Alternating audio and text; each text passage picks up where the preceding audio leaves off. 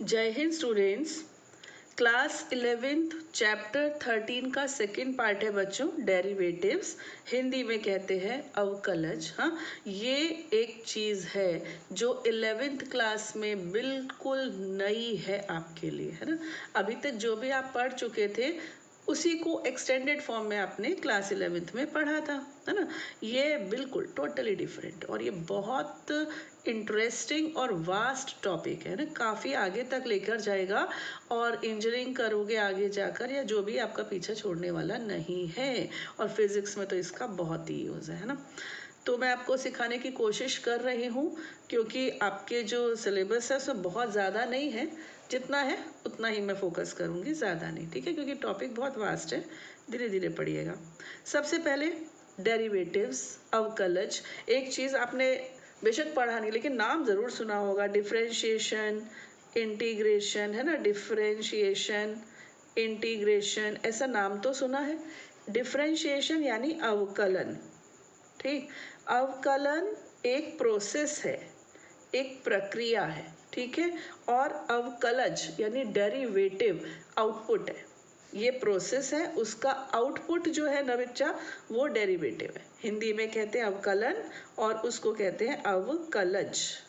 Okay, ये output है कि क्या रिजल्ट हमारे पास आया, डेरिवेटिव, ठीक। और इसको जनरल बातें में कर लो थोड़ी सी। हाँ, डिफ्रेंशिएट करना यानी तोड़ना, ठीक है। अभी थोड़ा आगे जाओगे आप 12th में तो आप पढ़ने वाले हो इंटीग्रेशन। इंटीग्रेशन और डिफ्रेंशिएशन एक दूसरे के रिवर्स प्रोसेस हैं। जैसे डिफ्रेंशिएट कर रहे हो ना, इसको बहुत छोटे छोटे पीसेस में आप तोड़ रहे हो, ब्रेक कर रहे हो, ठीक है। जैसे कि बहुत टाइनी पीस है, इतना छोटा कि टेंडिंग टू जीरो, लाइक 0.000000000 बना था, बहुत छोटा है, ठीक है। तो ये जो कर्व है ना, इसका एक बहुत छोटा सा पार्ट एक लाइन सेगमेंट की तरह बिहेव करने लगता है। एक्चुअली वो लाइन सेगमेंट नहीं है लेकिन वो है भी, क्योंकि दो पॉइंट्स को जोड़ जोड़ कर कर्व बना है। दो पॉइंट्स के बीच को जब आप ज्वाइन करोगे बच्चों तो वो तो लाइन सेगमेंट से करोगे ना। ओवरऑल देखने में तो वो कर्व लग रहा है, जैसे कि पिक्चर होती है, आपने कभी पिक्चर देखी है, आई मीन बनते हुए। आप एक पिक्चर आई थी ना तारे ज़मीं पर, तो उसके जो सर थे वो उसकी ड्राइंग कॉपी को तेज़ी से पलटते हैं तो वो एक दिखता है कि बच्चा धीरे धीरे दूर होता जा रहा है ना। तो इससे हम डिफ्रेंशिएट करते हैं तो वो चीज़ हमको एक्चुअल लगने लगती है। तो ये डिफ्रेंशिएट करेंगे हम इसकी ओरिजिनल फॉर्म में। पहले ये पॉइंट से इनको ज्वाइन किया आपने छोटे छोटे टाइनी लाइन सेगमेंट से, तो वो है लाइन सेगमेंट्स लेकिन दिखने लग गए कर्व। अब हम वापस उसको उसकी फॉर्म में ला रहे हैं, तो इस तरह से क्या बन गया, रेक्टेंगल बन गया, आयत बन गया कि नहीं। तो डिफ्रेंशिएशन मतलब तोड़ना, पीसेस करके हम उसकी बात करेंगे। और जब हम इंटीग्रेशन पढ़ेंगे तो यहाँ से लेके यहाँ तक जोड़ देंगे। ऐसे इंटीग्रेशन का साइन आता है 1 to 2, 0 to 2, ऐसे कुछ भी, तो वो जोड़ने का काम करेगा। तो रिवर्स प्रोसेस है, जैसे कि बैडमिंटन और टेबल टेनिस होता है ना। तो एनीवेज अभी हम डेरिवेशन पर हैं। डेरिवेशन क्या होता है? डेरिवेशन बेटा, कोई भी एक क्वांटिटी है, वो चेंज होती है, चाहे वो बढ़े चाहे वो घटे, वो चेंज होती है, उसके साथ साथ दूसरी क्वांटिटी पे भी असर आता है। जैसे कि स्पीड, है ना। स्पीड बढ़ेगी तो टाइम कम लगेगा, स्पीड कम होगी तो टाइम ज़्यादा लगेगा, इन्वर्स प्रोपोर्शनल हो गए। या फिर स्पीड बढ़ेगी तो डिस्टेंस ज़्यादा कवर करेगी, स्पीड कम होगी तो डिस्टेंस कम कवर होगी। तो ये डायरेक्ट प्रोपोर्शन हो गए, एक के बढ़ने से दूसरा बढ़ रहा है, पहले केस में एक के बढ़ने से दूसरा घट रहा है, कुल मिलाकर असर तो पड़ रहा है ना। तो स्पीड हो गया इंडिपेंडेंट वेरिएबल, अगर मैं एक्स लूँ, और इस पर डिपेंडेंट जो भी होगा, जैसे डिस्टेंस लिया तो डिस्टेंस बढ़ेगी अगर स्पीड बढ़ेगी। अगर इसको मैं टाइम ले लूँ तो टाइम कम लगेगा अगर स्पीड ज़्यादा होगी। तो जैसा भी है चेंज तो है। तो एक वेरिएबल पर दूसरा वेरिएबल डिपेंड कर रहा है, तो ये हो गया इंडिपेंडेंट स्वतंत्र चर, है ना। और ये हो गया डिपेंडेंट परतंत्र चर, ये इसके ऊपर डिपेंडेंट हो गया, ठीक। अब x है, मान लीजिए x में एक फंक्शन है, x के टर्म्स में एक फंक्शन है। ये फंक्शन कैसा होना चाहिए? ये फंक्शन बच्चों रियल वैल्यूड फंक्शन होना चाहिए, ये ज़रूरी है, ये मस्ट है। रियल वैल्यूड यानी कि वास्तविक मानक, ठीक है। देखो रियल वैल्यूड का मतलब क्या है कि इसकी जो रेंज हो वो रियल हो, ठीक है। अगर केवल रियल फंक्शन बोल दूं तो उसका डोमेन भी रियल हो। ओके, बात समझे। अभी केवल रेंज, तो रियल वैल्यूड यानी वास्तविक मानक फलन होना जरूरी, गॉट इट। तो एक फंक्शन है इन टर्म्स ऑफ एक्स, इसको बच्चों हम किससे डिनोट करते हैं, वाई से। अब ये जो फंक्शन x है, इसमें मैंने x में बहुत छोटी सी क्वांटिटी ऐड कर दी, बढ़ा दी। यही तो मेरा काम है, मैंने कहा ना एक बढ़ेगा तो दूसरा भी, मतलब चेंज होगा तो दूसरा भी। तो यहाँ पर अभी बढ़ने वाला ही केस ले रहे हैं, ठीक है। तो x में डेल x ऐड हो गया, तो y में भी तो फर्क आएगा। तो समझो y में डेल y का फर्क आ गया, थोड़ा सा फर्क। ये डेल बच्चों, डेल का इसको डिनोशन है, ठीक है। डेल मतलब बहुत minute quantity, just tending to zero. हाँ, तो डेल y ये चेंज आ गया। अब मैं सब्ट्रैक्ट कर रही हूँ, गॉट इट। सब्ट्रैक्ट करते हैं तो ये क्या हो जाएगा, y plus del y minus y is equal to f x plus del x minus f x, got it. तो y से y कैंसिल, तो ये आ गया del y is equal to sigma x plus del x minus f x, got it. अब ये क्या है, ये डेल y है, del y means change in y। अब अगर मैं del y upon del x ले लूँ, ओके, यानी कि y with respect to x, y change हो रहा है किसके रिस्पेक्ट में, x के। तो ये हो जाएगा x plus del x minus f x upon del x, got it. दोनों तरफ मैंने डेल x ले लिया। अब अगर मैं यहाँ पर लिमिट लगा दूँ, limit del x tending to zero, यानी जो x में चेंज मैंने यहाँ पे किया था ना, वो बहुत माइन्यूट चेंज किया था, बहुत कम चेंज किया था। तो del y upon del x, ठीक है। तो ये क्या हो गया, ये तो यही रहा, x plus del x minus f x upon del x, लेकिन यहाँ पर भी हम लिमिट लगाएंगे, ठीक है। तो ये चीज़ डेरिवेटिव कहलाती है, डेरिवेटिव, ठीक है, अवकलज।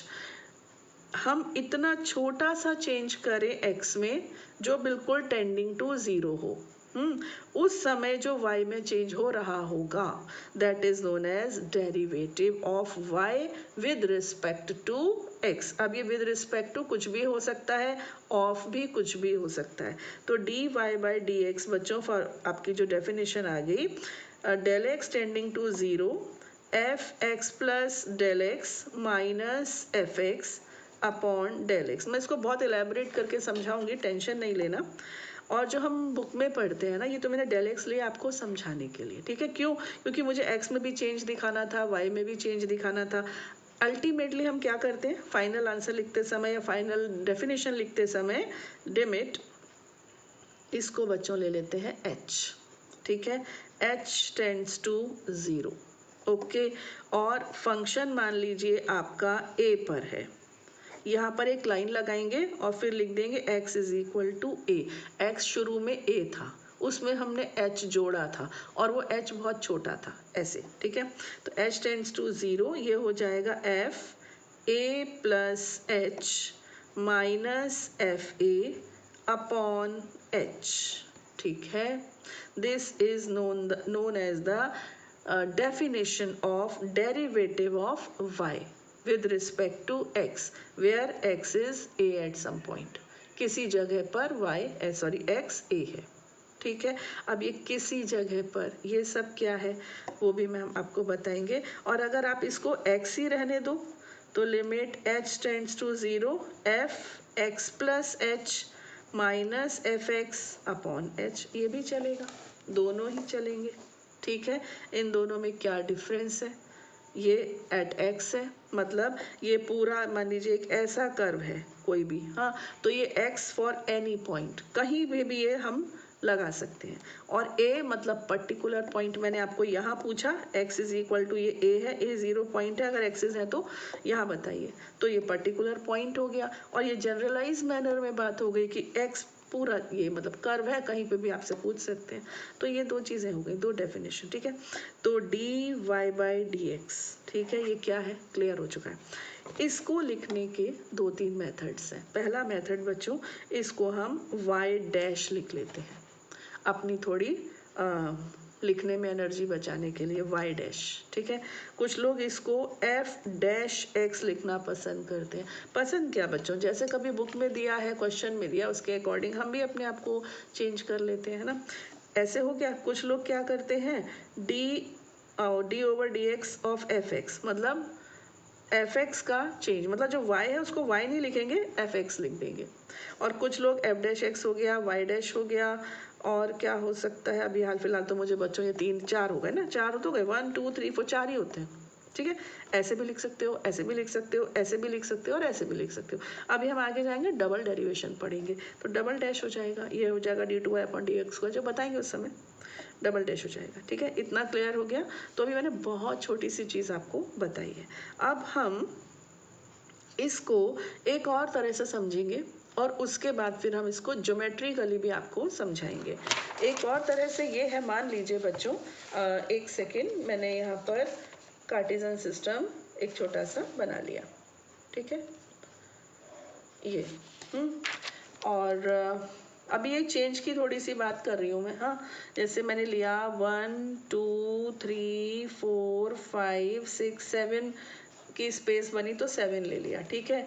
और यहाँ भी फिर मैं 7 ही ले लेती हूँ, 1 2 3 4 5, ओके, 6 7, यहाँ भी 7 ले लिए, ठीक है। अब आपने गाड़ी चलानी शुरू करी है, ओके, स्पीड से ही काम चला रहे हैं हम, गाड़ी चलाई आपने, हाँ। और ये डिस्टेंस है, ये डिस्टेंस कवर्ड, और ये स्पीड, ओके। अब नहीं, ये टाइम, सॉरी, टाइम ले लेते हैं, स्पीड नहीं, टाइम और ये डिस्टेंस, ठीक है। पहले मिनट में आप अभी चलना शुरू किए हो, 0 मिनट पे 0 हो, पहले मिनट में आपने 1 किलोमीटर चला, क्योंकि समझो गाड़ी नहीं थी, नहीं समझ में आया, 1 मिनट में 1 किलोमीटर चले। और दूसरे मिनट में आपके हाथ में वो गाड़ी सेट हो गई और आप 2 किलोमीटर चल दिए, ऐसे 2 किलोमीटर चल दिए, मतलब 1 से 3 में 2। अचानक ट्रैफिक आ जाता है, आप 3 मिनट के लिए 1 2, चलो 2 ही ले लिया, 2 मिनट तक आपको रुकना पड़ा या सिग्नल आ गया, ठीक है। और फिर आप फिर 1 चले, ठीक, फिर 1 चले, ऐसे चले, ओके। तो मैंने आपसे पूछा, मतलब एक दिखने में क्या दिख रहा है, ये बाबा रे, ये तो 6 पे ही अटक गया, यहाँ 7 ओवर हो गया, यहाँ 6 पे, उसको एकदम ऐसे बढ़ा देते हैं, ठीक है, 7 तक ले जाते हैं, ऐसे लास्ट में आप 3 4 किलोमीटर चल पड़े। अब मैं दो तरह से इसको बात करूँगी आपसे, एक तो ये मैंने पूछा एवरेज स्पीड, और दूसरी होगी instantaneous speed, instantaneous, okay. Instant मतलब अचानक आपसे पूछे कि उस समय क्या हो रहा था, और एवरेज मतलब शुरू से आखिर तक, ओके। अब आपसे मैं पूछूं कि 7 मिनट में आप 7 किलोमीटर चले, तो आपकी स्पीड क्या हुई, 1 किलोमीटर पर मिनट, क्लियर है ना। 7 मिनट में 7 किलोमीटर, मुझे नहीं मालूम कब स्लो हुए कब तेज हुए, है ना। और इसका अगर एवरेज का ग्राफ बनाऊं बच्चों, तो कैसा जाएगा, सीधा जाना चाहिए, एवरेज है ना, तो सीधा जाना चाहिए, स्मूथ एकदम। इंस्टेंटेनियस मैंने आपसे मान लीजिए पूछा कि 3 से 4 के बीच में आप क्या कर रहे थे, आपकी स्पीड क्या थी, आप तो खड़े हुए थे, है ना। तो ये वेरिएशन आ गया ना, ये चेंज आ गया ना। तो फिर एवरेज चीज़ तो हम वैसे भी जानते हैं, अवकलन की ज़रूरत क्या पड़ी, ये जो डेरिवेटिव है इसकी ज़रूरत क्यों आ गई, इसकी ज़रूरत इन कामों के लिए आ गई। अब देखो, ये स्ट्रेट जा रहा है, माना स्ट्रेट जा रहा है, आपको क्या पता ये बिल्कुल इसी स्पीड से चल के 7 कंप्लीट किया है इसने, वो तो ऐसे भी गया है ना। मैंने ये लिया, इसमें मेरे को अलग से मिलेगा इसका डेरिवेटिव, इधर से लूँगी तो अलग मिलेगा। इसमें जो लाइन होती है ना, उसका स्लोप, स्लोप यानी क्या, प्रवणता, आप जानते हो, है ना, ये सब जगह एक सी होती है। लेकिन कर्व की जो स्लोप होती है ना बच्चों, वो हर जगह हर पॉइंट पर बदलती रहती है ना। अभी यहाँ पे स्लोप एक पॉइंट है 2 2, ये पॉइंट है 3 3, तो 3 3 माइनस 2 10 है, 3 माइनस 2 अपॉन 3 माइनस 2 1 1 आई। फिर ये 4 है, ये 2 है, तो 4 माइनस 2 और 4 माइनस 2 से भी 2 अपॉन 2 कैंसिल होके 1 आई, यानी कहीं भी ले लोगे स्लोप सेम आएगी। बट कर्व में ऐसा नहीं है, यहाँ पर स्लोप 0 आ रही है, देख लीजिए, है ना। यहाँ से यहाँ देखोगे तो कुछ आएगी, जो भी आएगी। तो इट मीन्स कर्व में हमको अगर अलग अलग पॉइंट्स पर change, rate of change, actually derivative क्या है? Derivative is just rate of change, rate of change, ठीक है, बदलाव की दर। ओके, बदलाव की दर निकालना ही डेरिवेटिव निकालना होता है, ठीक है। और इस प्रोसेस को हम डिफरेंशिएशन कहते हैं। तो डिफरेंशिएशन बच्चों क्या है? डिफरेंशिएट करना, अलग अलग पॉइंट पर बात करना। एक बात और, उसके बाद मैं इसका ज्योमेट्रिकल रिप्रेजेंटेशन भी आपको बताने वाली हूँ। तो एक चीज़ जो और है वो ये है बच्चों, इसको जो हम अभी पढ़कर आए हैं फॉर्मूला, वो हमने क्या पढ़ा है? dy by d x is equal to limit h tends to 0 f x plus h minus f x upon h, यही पढ़ा है ना। इसको हम कहते हैं कि यहाँ पर ये प्रथम नियम, प्रथम सिद्धांत, इसको हम अवकलज का या अवकलन का प्रथम सिद्धांत कहते हैं, ठीक है। अब बच्चों मैंने हिंदी में बता दिया, यूज अक्सर मैं इंग्लिश में करूंगी। क्या इसको बोलते हैं? इसको बोलते हैं फर्स्ट प्रिंसिपल। ओके, तो आप तैयार रहिएगा इसके लिए, मैं इसको फर्स्ट प्रिंसिपल बोलने वाली हूँ। Got it. एक चीज और बच रही है, वो ये कि डिफरेंशिएबल हर फंक्शन नहीं होता। पहली बात तो मैंने आपको बता दी कि वो रियल वैल्यूड होना चाहिए, है ना। दूसरी एक चीज और भी है, उसकी लेफ्ट लिमिट और राइट लिमिट एग्जिस्ट करनी चाहिए। लिमिट ही ब्रेक हो रही है ना, तो वो फंक्शन पे हम डेरिवेशन नहीं कर पाएंगे। और एक कंडीशन है कि वो एफ ए की इक्वल होना चाहिए, वो बाद में बताएंगे, लेकिन कम से कम इतना अभी आप सीख लो कि दोनों तरफ की लिमिट्स उस पर अप्लाई होनी चाहिए, हाँ, तभी वो फंक्शन का डेरिवेटिव निकालना पॉसिबल है। तो इस जो एक फॉर्मूला सा हमने पढ़ लिया, ये फॉर्मूला क्या कहलाता है बच्चों? अवकलज का प्रथम सिद्धांत या फिर फर्स्ट प्रिंसिपल ऑफ या डेरिवेटिव। एक तो ये बात हो गई। इसके बाद हमको क्या बताना है? चलिए अब हम आ जाते हैं इसके ज्योमेट्रिकल रिप्रेजेंटेशन पर। ज्योमेट्रिकल रिप्रेजेंटेशन पर आने से पहले मुझे ये बताइए कि स्लोप यानी कि प्रवणता क्या होती है? जानते हो, है ना, कि ये लाइन, अभी हमने लाइन का ही पढ़ा है ना, उसका और किसी का कर्व का तो पढ़ा नहीं है, लाइन ही है समझो ये। हाँ, इस पर कोई दो पॉइंट्स हैं, एक पॉइंट है x1 y1 और दूसरा है x2 y2, ठीक। तो स्लोप किसे कहते हैं? स्लोप बच्चों कहते हैं बदलाव को, चेंज को, है ना। पहले इस पॉइंट की सिचुएशन ये थी, लोकस ये आगे बढ़ा, यहाँ पहुँच गया, ये इसकी सिचुएशन अब ये हो गई, तो ये चेंज कितना आया, इस चेंज को हम प्रवणता यानी स्लोप कहते हैं, ठीक है। और चलिए निकालते कैसे हैं इसको? y2 minus y1 upon x2 minus x1। अब आप ध्यान दीजिए, change in y with respect to change in x है कि नहीं? है कि नहीं? देखिए, y में परिवर्तन किसके रिस्पेक्ट में? x के रिस्पेक्ट में। Got it. दूसरी बात ये बच्चों कि ये परिवर्तन निगेटिव भी ले सकते हो आप, यहाँ से इसमें से सब्ट्रैक्ट कर दो, क्या फर्क पड़ता है, तो परिवर्तन है। एक बात आपके मन में आ सकती है, y ऑलवेज y न्यूमरेटर, हमेशा y ऊपर क्यों? तो भैया x ले लो ऊपर, पूरा गणित चेंज करना पड़ेगा। उन्होंने क्या किया, पूरे यूनिवर्स में अपने जो जितने भी अपने अर्थ पे कंट्रीज हैं, सब जगह एक ही टाइप से चला रहे हैं। आप x लेकर भी कर सकते हो, लेकिन सब जगह उन्होंने y अपॉन x से कर रखा है, ठीक है। तो पूरा मैथ्स आपको चेंज करना पड़ेगा। हाँ, बीच बीच में क्लास 12th में आप डिफरेंशियल इक्वेशंस पढ़ोगे, उसमें आप dx अपॉन dy के बारे में भी पढ़ ही लोगे थोड़ा बहुत, ठीक है। एनीवेज, एक बात ये हो गई, स्लोप ये हो गया, ठीक है। स्लोप मतलब बदलाव, change, okay, change in position of point और इन कर्व और इन लाइन, कुछ भी कह सकते हो। अच्छा, लाइन की जो स्लोप है बच्चों वो हमेशा एक सी रहती है, बात हो गई अपनी, स्ट्रेट चलती है ना। अब आते हैं हम कर्व पर। एक सेकेंड बस बच्चों, मैं एक डायग्राम, ये कार्टेशियन सिस्टम एक बार और बना लूँ, थोड़ा सा टाइम जाएगा, कुछ सेकेंड्स का ज़रूरी होता है कई जगह पर कुछ काम करने, तो ये मैंने थोड़ी टेढ़ी बन गई लेकिन मैंने बना दी, ठीक। अब जैसा, थोड़ा जगह कम ले ली यार, चलो ठीक है, समझ लेना, ऐसे बुक में दिया है ना, ऐसे ही मैंने बना दिया, ऐसा कर्व ले लिया, ठीक। पे एक पॉइंट इस कर्व पे मैंने लिया P, एक पॉइंट इस कर्व पे मैंने लिया Q। अगर मैं PQ को ज्वाइन करके आगे पीछे प्रोड्यूस कर दूं तो बच्चों ये जो लाइन बनेगी ये हिंदी में कहलाती है छेदक रेखा और इंग्लिश में कहलाती है सेकेंट। आपको याद होगा, है ना, 10th क्लास में आपको सर्कल पढ़ाते समय टेंजेंट और सेकेंट दोनों चीज़ें पढ़ाई गई थी। ये सेकेंट कहलाती है, किसी भी वक्र को दो बिंदुओं पर प्रतिच्छेद करती है। ठीक, अब यहाँ पर बच्चों में क्या करने वाली हूँ, ये तो फंक्शन है, तो ये तो एक्स एक्सिस है ऑब्वियसली। यहाँ पर ये पॉइंट है ना, इसका एक्स कोऑर्डिनेट है एक्स, ठीक, और जो वाई कोऑर्डिनेट है it is a function in x. जैसे कि फंक्शन, जैसे कि पैराबोला है, तो एक्स स्क्वायर प्लस 2 है मान लो, तो बनाओगे ना ऐसे करके, बनेगा, कैसे भी बनेगा, है ना। तो ये जो y कोऑर्डिनेट है it is function in x, got it, it is function in x। यहाँ से इसको हम करेंगे, इसके लिए भी तो आप पॉइंट्स बनाओगे ना बच्चों, देखो ऐसे ऐसे करके, है ना, x और यहाँ लिखोगे fx। अब आपने लिखा x की वैल्यू 1 तो fx की वैल्यू 3 आई ना, तो ये 1 ये 3 ऐसे मेरा मतलब है। तो यहाँ पर हम x लेंगे और जो y एक्सिस है ना ये रिप्रेजेंट करेगी फंक्शन को, ठीक है, फंक्शन की क्या वैल्यू आई y एक्सिस उसको रिप्रेजेंट करेगी, ठीक है। तो बच्चों ये पॉइंट हो गया एक्स एफ एक्स, ठीक।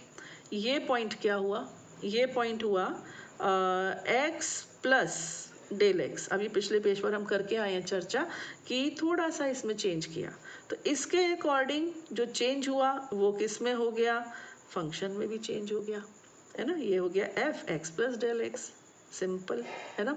अब इसका स्लोप निकालूं अगर मैं, तो क्या होगा, this upon this minus this upon this minus this. अब मैं एक सेकंड के लिए पेज पलट रही हूँ, तो क्या मैंने ये आपको पहले नहीं बताया, एग्जैक्टली यही तो बताया है ना। और एंड में अपॉन डेल एक्स आया, ये डेल एक्स कहाँ से आया अभी आपको पता चल जाएगा। तो ये हुआ, अगर मैं अब इसका स्लोप लूँ बच्चों तो क्या होगा, f x plus del x minus f x, numerator ready, upon x del x minus x, x से एक्स कैंसिल, डेल एक्स आ गया, आया कि नहीं, इस तरह से ये हो गया। तो ये आपका एक छोटी सी चीज़ हुई। इसके बाद अब क्या है कि ये जो Q है, ये चलता चलता चलता कह लो, ये जो ये है ये ऊपर ये ऐसे, ये ऊपर ये ऐसे, ये ऊपर ये ऐसे, ये दोनों यहाँ कोइंसाइड कर गए, मतलब P और Q यहाँ कोइंसाइड कर गए, तो क्या हो गई, फिर ये टेंजेंट हो गई, फिर ये बन गई स्पर्श रेखा, ये सेकेंड है। अब ये क्या बन गई, ये बन गई टेंजेंट, ये छेदक रेखा, ये स्पर्श रेखा, अब ये स्पर्श रेखा बन गई। अब इसका फोकस कैसे निकालूं बाबा, इसका फोकस कैसे निकाला जाए, हाँ focus, sorry sorry sorry sorry sorry, इसकी ग्रेडियंट, इसकी प्रवणता, है ना, इसकी ग्रेडियंट कैसे निकाली जाए, इसकी ग्रेडियंट निकालना थोड़ा सा मतलब मुश्किल सा हो रहा है। तो ये एंगल देख लेंगे ना, ये जो एंगल है यही तो होगी इसकी ग्रेडियंट। तो पहले क्या था, इस ये एंगल मान लो ये थीटा था, यहाँ पर ये क्या हो गया, थीटा 1 हो गया, ठीक। अब ये ग्रेडियंट मुझे निकालनी है, ठीक। तो ये हो गई अपनी tan थीटा 1 हाल फिलहाल। अभी इसको tan थीटा 1, देखो ग्रेडियंट के दो तरीके हैं, एक तो ये है ही और एक ये है ना, एक्स एक्सिस के साथ कितना एंगल बनाती है, तो यहाँ से tan थीटा ये किसके इक्वल होगा, ये tan थीटा के, ये जो है ना कहाँ गया अपना, ये tan थीटा की तो इक्वल आएगा, दिस अपॉन दिस। अब कैसे आएगा आपको मालूम है, यहाँ से परपेंडिकुलर ड्रॉ किया, यहाँ से परपेंडिकुलर ड्रॉ किया और यहाँ से पैरेलल ड्रॉ किया, ठीक है। अब ये कितना है, यहाँ से यहाँ तक है x प्लस डेल एक्स, ये x है, सब्ट्रैक्ट कर दिया, ये आ गया, यहाँ से इसको सब्ट्रैक्ट कर दिया। tan थीटा क्या होता है, रेज अपॉन रन, हाँ यहाँ दौड़े यहाँ चढ़े, यहाँ रन किया या रेज किया, तो rise upon run, perpendicular upon base, यही तो होता है tan थीटा। तो यहाँ से रेज आप करोगे एफ एक्स माइनस प्लस, देखो यहाँ से यहाँ तक क्या है, एक्स प्लस डेल एक्स है, f x plus del x, और यहाँ से यहाँ तक क्या है, केवल एफ एक्स। तो इसमें से इसको सब्ट्रैक्ट करोगे तो ये रेज आ जाएगा, कितना चढ़ाव हुआ, ये चढ़ाव आ जाएगा। यहाँ से इसको, इसमें से इसको माइनस करोगे तो ये आ जाएगा रन, तो रेज अपॉन रन से ये आ जाएगा। हाँ, तो यहाँ पर कहने का अर्थ है कि जो स्लोप होती है वो ही तो टेन थीटा भी होती है, वही इस तरह से भी आती है, y2 minus y1 upon x2 minus x1 करने से भी आती है। तो y2 हमारा क्या है, f x plus del x minus f x upon x plus del x minus x, ऐसे आ जाती है। ठीक है, तो कुल मिलाकर इस तरह से हो गया। अब ये आ गई टेंजेंट। तो इसमें क्या किया बच्चों, देखो हमने, सुनना जरा ध्यान से सुनना, हमने क्या किया था, एक सेकेंड बस, हाँ यहाँ आ जाओ। मैंने क्या किया था, यहाँ पर मैंने ये निकाला था आपका, इसे क्या कहते हैं, स्लोप कह लो या जो भी है, स्लोप आया था, अभी आया ना स्लोप, ये स्लोप आया। फिर मैंने क्या कहा, at x tends to zero, sorry del x tends to zero बोला ना। जब del x tends to zero होगा तो वो टेंजेंट बन चुकी होगी। गॉट इट, सुनो इधर, डेल एक्स क्या है, चेंज। मैंने मान लो ये पी और क्यू कोइंसाइड कर गए, एक के ऊपर एक आ गए, तो यही एक्स है, यही एक्स प्लस डेल एक्स है, सब कुछ यही है ना। तो इसका मतलब हमने चेंज कर ही नहीं पाए, वो तो एक ही लाइन बन के रह गई, है ना। तो हम इसमें x में कुछ चेंज कर ही नहीं पाए। और अगर हमने किया भी, मान लो, हाँ हम ये मान लें कि ये टेंजेंट एक पॉइंट पर नहीं 2 पॉइंट पर टच कर रही है, तो वो दूसरा पॉइंट जो होगा ना वो very very very close to zero होगा, ये गारंटी है ना। तभी तो वो टेंजेंट है कि एक पॉइंट पर। लेकिन अगर वो हमको भ्रम है एक पॉइंट का, मान लीजिए वो 2 पॉइंट से जा रही है, तो वो जो दूसरा वाला पॉइंट है, it is very tiny, it is very small and it is too small that it is tending to zero like. तो फिर हमने क्या किया, अपना जो डेरिवेटिव की डेफिनेशन लिखी ना बच्चों, तो एंड में हमने कह दिया कि ये टेंडिंग टू जीरो है, तब हम इसको dy बाय dx कह पा रहे हैं। अदरवाइज ये क्या था, ये था change in y with respect to change in x, और हम कुछ सोच ही नहीं पा रहे थे, और फिर del y upon del x लिखना पड़ रहा था। हम इसको बिंदास dy बाय dx लिख सकते हैं अगर ये इतना छोटा हो कि it is tending to zero. Got it. तो what is derivative actually now, geometric पढ़ने के बाद डेफिनेशन चेंज नहीं हो गई आपके मन में, आपके मन में डेफिनेशन चेंज हुई। अब जो नई बनी वो क्या बनी कि derivative is the slope of tangent. ठीक है, अवकलज का, शायद आधा श आता है, स्पर्शज्या का की प्रवणता होती है, स्पर्शज्या की प्रवणता। तो या तो वो एक ही पॉइंट है, और अगर 2 पॉइंट है यानी कि एक x और एक x प्लस h है, तो h is too small. Got it, ऐसे। तो ये आप डेरिवेटिव 2 तरह से मैंने आपको बता दिया, एक जनरल मैनर में और एक बाकायदा कर्व पर लेकर ज्योमेट्रिक वे में। ठीक, अब अगली चीज सुन लीजिए कि एक कर्व पर बहुत सारी टेंजेंट्स हो सकती हैं। अब मान लीजिए आपका कर्व ऐसा है, ठीक है, तो एक टेंजेंट यहाँ जाएगी, एक टेंजेंट यहाँ भी आएगी, एक यहाँ जाएगी, एक यहाँ भी आएगी, यहाँ भी। तो अक्सर ध्यान देना कि जहाँ भी टेंजेंट जाएगी ना, वो या तो फंक्शन की मैक्सिमम वैल्यू होगी वहाँ पर, और या फिर फंक्शन की मिनिमम वैल्यू होगी। ठीक है, इसी को मैक्सिमा मिनिमा आगे जाकर पढ़ेंगे क्लास 12th में। तो आज नींव पढ़ती जा रही है क्लास 12th के जो ये टॉपिक है उसकी, कैलकुलस की। ठीक है, तो एक कर्व की कई टेंजेंट्स हो सकती है, ठीक, डिपेंडिंग ऑन इट्स डेफिनेशन, ये कैसा कर्व है। ठीक है, अच्छा, अब हमने डेफिनेशंस वगैरह तो पढ़ ली, कुछ इसके रूल्स भी हैं। वो रूल्स क्या कहलाने लग जाते हैं, वो कहलाने लग जाते हैं एलजेब्रा यानी क्या, एडिशन, सब्ट्रैक्शन, ये सब, है ना। तो algebra of derivative, first rule, एक फंक्शन है एफ एक्स, एक फंक्शन है जी एक्स, उसको जोड़ रहे हो और डेरिवेटिव भी लेना चाहते हो, जुड़े हुए फंक्शन को डेरिवेटिव लेना चाहते हो। सिंपल है बच्चों, अलग अलग डेरिवेटिव लो और फिर इनको ऐड कर दो। ठीक, सिमिलर सेकेंड रूल में बस बच्चों यहाँ माइनस आ जाएगा। हाँ, यानी कि अगर 2 फंक्शंस का सम या सब्ट्रैक्शन हो रहा है, डिफरेंस हो रहा है, और उसका आपको डेरिवेटिव लेना है, तो दोनों का अलग अलग डेरिवेटिव लेकर ऐड सब्ट्रैक्ट किया जा सकता है, ठीक है। थर्ड रूल देखना। थर्ड रूल में क्या है, प्रोडक्ट रूल, इसको कहते हैं गुणन नियम। प्रोडक्ट रूल, गुणन नियम, ये इतना सरल नहीं है कि आप इसका ले लो गुणा कर दो, ऐसा नहीं। इसमें क्या है, इसमें आप क्या करोगे, पहले फंक्शन का डिफरेंशिएशन लोगे, यानी d/dx fx, ठीक है। सेकेंड फंक्शन आप कॉपी कर दोगे, गॉट इट, समझते चलो। पहले वाले का डेरिवेटिव लोगे, दूसरे को कॉपी कर दोगे, प्लस अभी आप पहले को कॉपी कर दोगे और दूसरे वाले का डेरिवेटिव ले लोगे।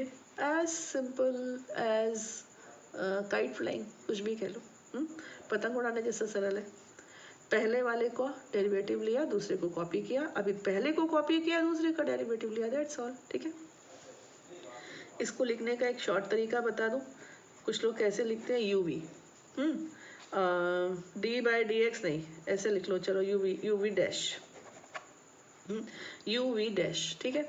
इसका मतलब होता है u dash v plus UV dash, got it. हाँ, दो फंक्शंस का प्रोडक्ट है और उसका हम डेरिवेटिव ले रहे हैं, तो फर्स्ट का derivative second copy, then first copy second का डेरिवेटिव, दैट्स ऑल, ठीक है। इसके बाद आ जाइए फोर्थ पर। फोर्थ में क्या है, डिवीजन। डिवीजन रूल बच्चों, इसको डिवीजन रूल नहीं, इसको हम कोशेंट रूल कहते हैं, ठीक है, यानी कि भाग नियम। कोशेंट रूल कैसे वर्क करता है वो देखो बच्चों ध्यान से, ये थोड़ा सा आपको याद रखना पड़ेगा ना, इसका भी प्रूफ है बट अभी बिल्कुल यूजलेस है, वेस्टेज ऑफ टाइम है ना, तो अभी आप सिर्फ इसको याद कर लो। तो कैसे होता है ये देखो, इसमें होता है पहले सेकेंड फंक्शन कॉपी होता है, फर्स्ट वाले फंक्शन को डिराइव करते हैं, डेरिवेशन होता है, देन बीच में आता है माइनस, ठीक है। माइनस आने के बाद फर्स्ट फंक्शन कॉपी होता है और सेकेंड फंक्शन का डेरिवेशन लिया जाता है, डिराइव किया जाता है, उसको डिराइव नहीं सॉरी डेरिवेटिव लिया जाता है, डेरिवेटिव। और अपॉन में क्या होता है, ये जो सेकेंड फंक्शन होता है ना ग्राउंड में अपना डिनोमिनेटर वाला, इसका स्क्वायर, ध्यान रखना इसको, सिंपल है। सेकेंड कॉपी करना है, फर्स्ट को डिफ्रेंशिएट करना है, माइनस, हाँ, फर्स्ट को कॉपी करना है, सेकेंड को डिफ्रेंशिएट करना है, अपॉन सेकेंड का स्क्वायर, दैट्स ऑल। देखो यहाँ पर क्या था, प्लस था, अगर बाई चांस आप ऐसा कर दो कि gx को पहले कर दो, नो इशू, आंसर पे फर्क नहीं आएगा, है ना, एक एक करके करना ही है। यहाँ पर फर्क आएगा क्योंकि यहाँ पर माइनस है, तो यहाँ पर स्ट्रिक्टली आपको पहले वाले को ही करना है, ठीक है। ये होता है कोशेंट रूल। अब आती है बात सवालों पर। सवालों में क्या है बच्चों, क्वेश्चंस में दो तरह से ये क्वेश्चंस सॉल्व हो सकते हैं, डेरिवेटिव के, किसके, डिफरेंशिएशन के। फर्स्ट है बाय फर्स्ट प्रिंसिपल, ठीक है, PLE वाला आएगा, फर्स्ट प्रिंसिपल। और दूसरा क्या है, फर्स्ट प्रिंसिपल मतलब जो फॉर्मूला बताया था आपको लास्ट पेज पर, हाँ। दूसरा क्या है बेटा, यूजिंग फॉर्मूले, या फिर यूजिंग रूल्स, दोनों चलेगा, फॉर्मूले या रूल्स, दोनों से जैसे चाहे। तो फर्स्ट प्रिंसिपल अलग चीज़ है और रूल्स और फॉर्मूले एक ही चीज़ है, मतलब एक जैसा काम है, यानी इसको डायरेक्ट बोल सकते हैं। तो जो भी हमको बुक में दिया जाएगा, क्वेश्चन में, एक्सरसाइज में हमको दिया जाएगा, उसके अकॉर्डिंग हम करेंगे। अभी मैंने जो फर्स्ट 3 क्वेश्चंस इस वीडियो के लिए रखे हैं, उनको करने से पहले भी मुझे आपको एक फॉर्मूला बताना होगा। वो फर्स्ट फॉर्मूला जो आपको सिखा रही हूँ मैं, वो है, एक फंक्शन है जिसमें x की पावर n है, गॉट इट, x की पावर n है, तो इसका आंसर यानी डेरिवेटिव होता है n x to the power n minus 1। हाँ, ये तो फॉर्मूला बन गया ना। अब इसको, ये फॉर्मूला आया कहाँ से, वो कैसे बताएंगे हम, फर्स्ट प्रिंसिपल से। तो फर्स्ट प्रिंसिपल से मैं ये फॉर्मूला कहाँ से आया आपको बता रही हूँ। अब अगर इसके जैसा कोई क्वेश्चन एग्जाम में आता है, तो आप क्या कर सकते हो, ऊपर देखोगे कि क्या लिखा, अगर कुछ नहीं लिखा, लगाओ फॉर्मूला छुट्टी 1 सेकेंड में, जैसे कि x क्यूब है, ठीक है, x क्यूब का डेरिवेटिव लेना है, 3x स्क्वायर हो गया, छुट्टी, ये नीचे आएगा, एक कम हो जाएगा, हो गया, कितना सिंपल है। लेकिन अगर बोले फर्स्ट प्रिंसिपल तो आपको बाकायदा करना होगा। तो मैं ये फॉर्मूला बना कैसे, पहले आपको वो बता दूँ। तो यहाँ पर मैं ले रही हूँ डिफ्रेंशिएशन, मुझे लेना है d/dx और मेरा फंक्शन है x⁴n। चलो अभी मैं fx लिखती हूँ। तो फॉर्मूला क्या होता है fx का, ये इसका क्या होता है, f लिमिट हो, दोबारा करना पड़ेगा, जस्ट अ मिनट, यहाँ लिखिए। फंक्शन आपका है x⁴n, ठीक। अब आप इसका d/dx लेना चाहते हो, किससे, फर्स्ट प्रिंसिपल से। तो ये होगा limit h tends to 0 f x plus h minus f x upon h। ये है बच्चों फर्स्ट प्रिंसिपल का फॉर्मूला, ठीक है। तो limit h tends to 0, function क्या है, फंक्शन है हमारा x⁴n। ये क्या हो जाएगा, ये हो जाएगा x प्लस h⁴n। ये मैं आपको बता चुकी थी, मैंने फटाफट लिख दिया, अभी मैं स्लो हो गई हूँ। हाँ, ये x प्लस h है और ये x⁴n, इस फंक्शन में हम x के प्लेस पर रख रहे हैं x प्लस h माइनस ये कितना है x⁴n upon h। Got it. अभी बच्चों मैंने ये फॉर्मूला लिमिट के टाइम पे भी आपको प्रूव किया था, कुछ इससे मिलता जुलता। उसमें हमने क्या किया था, यहाँ से हम h को कॉमन लेंगे, सॉरी x को कॉमन लेंगे, x को, ठीक है। तो क्या बचेगा, देखो यहाँ पे बचेगा 1 और यहाँ तो x था नहीं, ज़बरदस्ती आपने कॉमन लिया। तो आप एज्यूम करो कि आपने x अपॉन x से मल्टीप्लाई किया है, ऊपर वाला x बाहर आ गया, क्या रह गया h अपॉन x और whole to the power n। एक बार और बता दूँ, x प्लस h में से x कॉमन, x में से x कॉमन बचा 1, ये h है, h में x नहीं है तो इसको आप x अपॉन x से मल्टीप्लाई कर दो तो h में x आ गया, ये x आपने ले लिया कॉमन, तो क्या रह गया h अपॉन x, ठीक है। Whole to the power n minus x⁴n upon h, ठीक, ठीक है। अभी क्या हुआ, लिमिट h टेंड्स टू 0।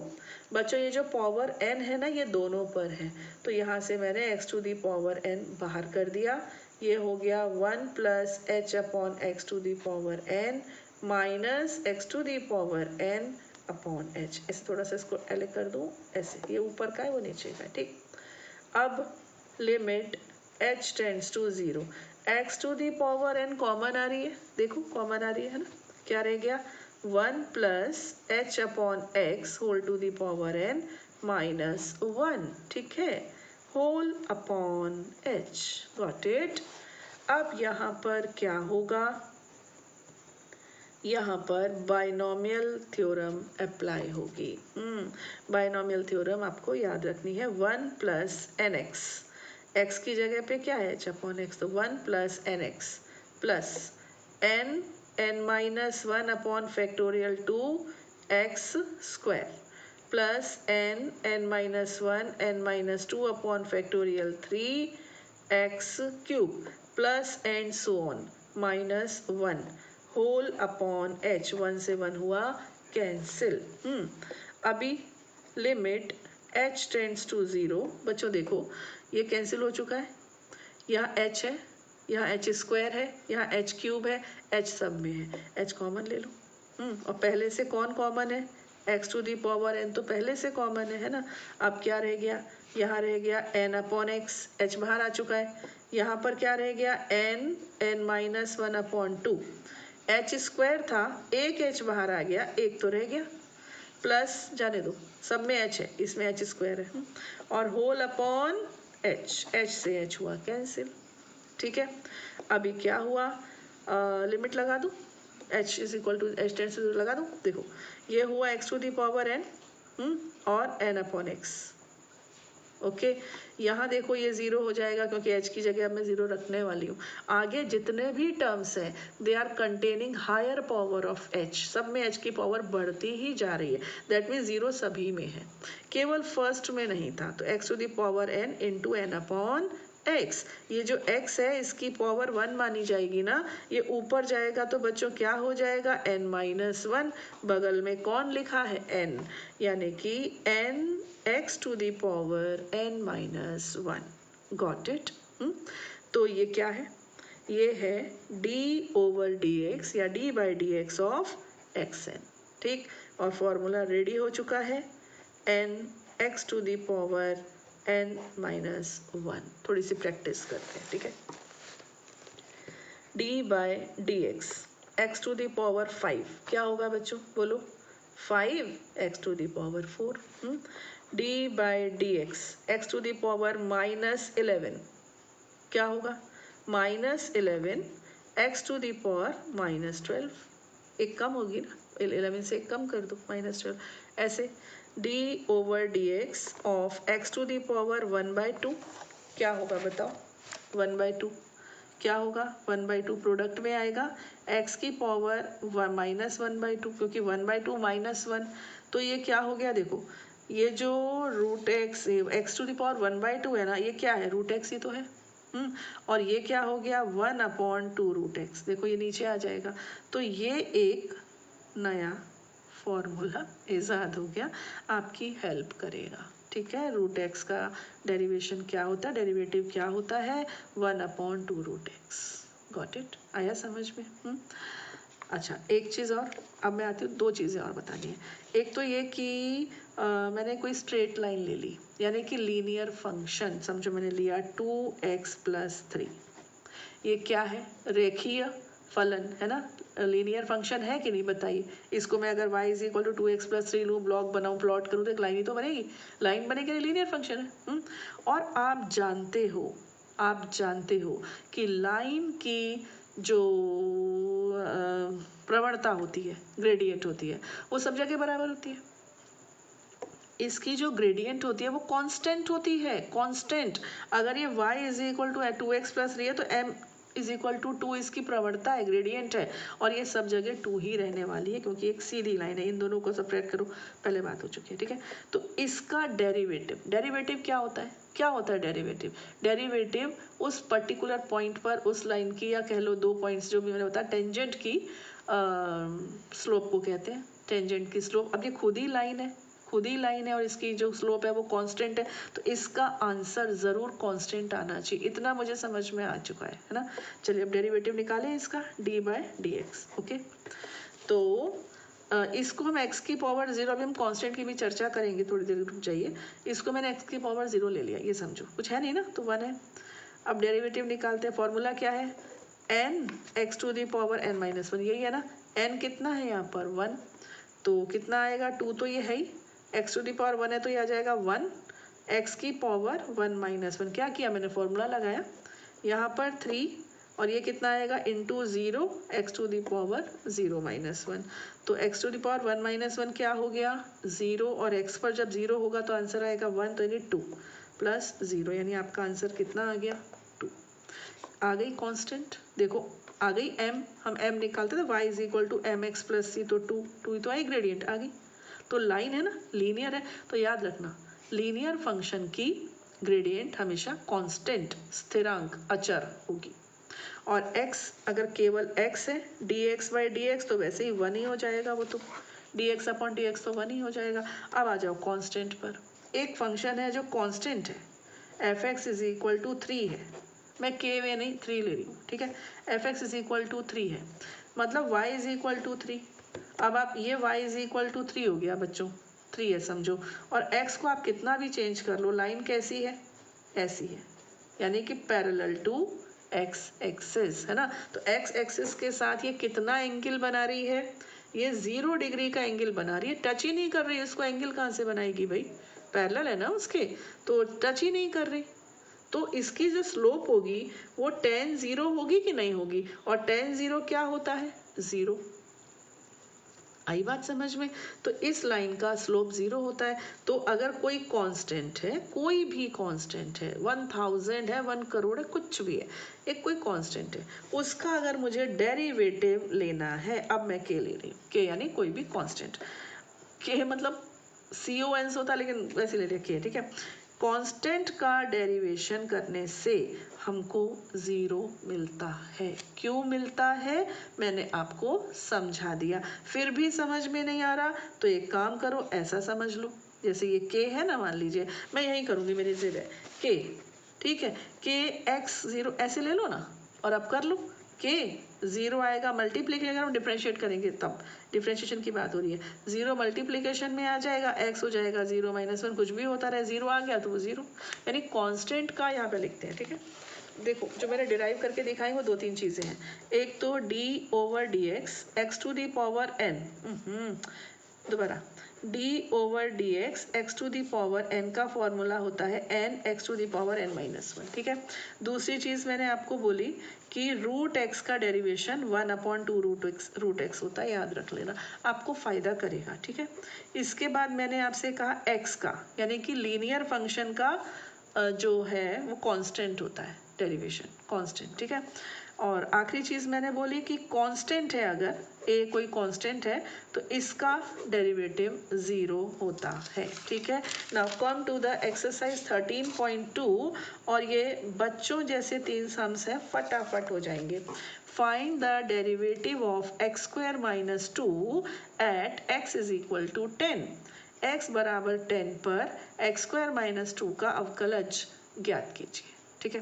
तो यहाँ पर बच्चों उन्होंने बोला नहीं है फर्स्ट प्रिंसिपल, तो हम क्यों लगाएं, हम डायरेक्ट करते हैं ना। तो क्वेश्चन नंबर 1, आपका जो फंक्शन है वो है x² - 2। आपको क्या करना है, इस फंक्शन का डेरिवेटिव निकालना है। कहाँ पर निकालना है, एट x = 10, ठीक। तो यहाँ पर हम d/dx x² - 2 ऐसे लिख रहे हैं, ठीक। अब इसको डेरिवेटिव निकालें तो x² का क्या होगा बच्चों, 2x, प्रैक्टिस हो गई, 2 मल्टीप्लीकेशन में 2 में से 1 कम कर दो, और ये कांस्टेंट है तो कांस्टेंट का तो 0 रहेगा। ये किस पर है, एट x = 10 पुट कर दीजिए एंड में, मतलब पहले डेरिवेटिव निकाल के फिर, तो 20, ठीक। Question number 2, find the derivative of x at x = 1। x = 1 पर x का अवकलज ज्ञात कीजिए। यहाँ ये आपकी नॉलेज का टेस्ट ले रहे हैं। जैसे मैंने आपको कहा कि कोई भी फंक्शन लीनियर है, लीनियर, तो उसका डेरिवेटिव एक कांस्टेंट होता है। अब कांस्टेंट आएगा तो कांस्टेंट में क्या वैल्यू रखोगे, है ना। तो चलो, इस समय आपका फंक्शन क्या है, x, ठीक। d/dx of fx is 1, simple, direct कर दिया अभी मैंने। x का डेरिवेशन 1, अभी आपको बताया ना, x का डेरिवेशन 1 होगा, डेरिवेटिव 1 होगा। अब इस पर आपको बोल रहे हैं एट x = 1, तो भैया क्या कर लोगे उसमें, x = 1, वो कुछ है ही नहीं, x है ही नहीं उसमें, कांस्टेंट है वो, x है ही नहीं, तो आपकी वैल्यू 1 ही मानी जाएगी, ठीक है। Now last question of this video is find the derivative of 99x at x = 100। ये भी उलझा रहे हैं बेवजह, x बराबर 100 पर 99x का अवकलज ज्ञात कीजिए। चलिए भैया कर देते हैं, हालांकि कुछ मतलब नहीं है, ये फिर से लीनियर फंक्शन है। देखो यहाँ लिख दूँ एट x = 100, वहाँ लिखा नहीं मैंने, यहाँ पर लिख लेना, ठीक है, 100। तो इसको मैं डेराइव तो करूँ पहले, डेरिवेटिव तो निकालूँ इसका। तो डेरिवेटिव क्या आएगा बच्चों, 99, क्योंकि x का डेरिवेटिव तो 1 ही आएगा ना, 1 है, बगल में जो है वो वही आ जाएगा। आप इसको x = 100 कर लो, 1000 कर लो, जो मर्जी कर लो, वो तो कांस्टेंट है, मेरा टेसू यहीं अड़ा। तो बस 3 क्वेश्चंस मैंने ले लिए इसमें, और बाकी के क्वेश्चंस बहुत धीरे धीरे और बहुत इंटरेस्ट के साथ मज़े ले लेकर हम करेंगे अपने नेक्स्ट वीडियो में। टिल देन, जय हिंद।